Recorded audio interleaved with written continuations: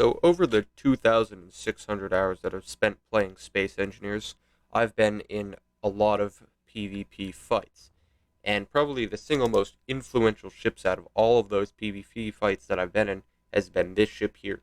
This is the Inari Sphere of Influence Baron class pocket battleship.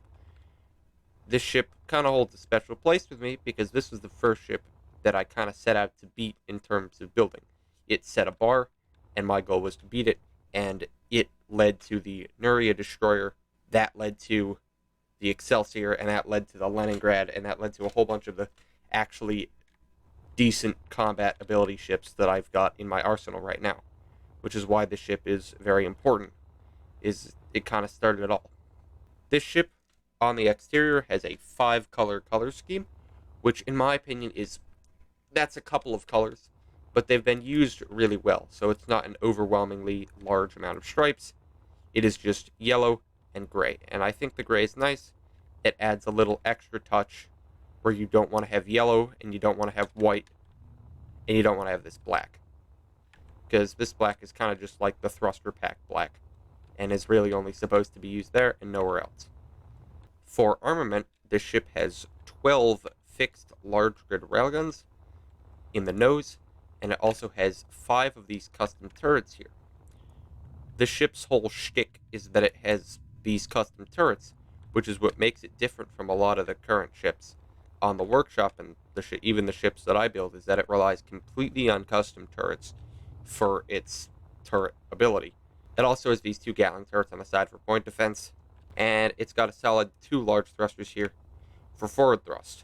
However, you might notice that as you look around the rest of this ship, it has 2 large thrusters for forward thrust. Period, end of story. If you get shot in the back, you're kind of dead, but don't get shot in the back, I guess. It's kind of a skill issue if you do. But aside from that, it's got a lot of small thrusters for maneuverability, and it has a monstrous thrust pack of 3 large upward thrusters, plus 12 here, and 6 here, and another 6 here, and then another 6 on the sides. This is a lot of upwards thrust. This is a staggering amount of upwards thrust, which leaves the ship with a ton of upwards mobility, which makes it really good in fights, especially for dodging railguns out at 2 kilometers. Moving on to the interior, we have this wonderful interior turret here. Here we go inside. It's a pretty small but nice interior. Very good use of space in here, especially for fitting the medical bay, and good use of these kitchen blocks and the armories and the lockers. And of course, finally, inside here, we have just a small bedroom with an exposed toilet.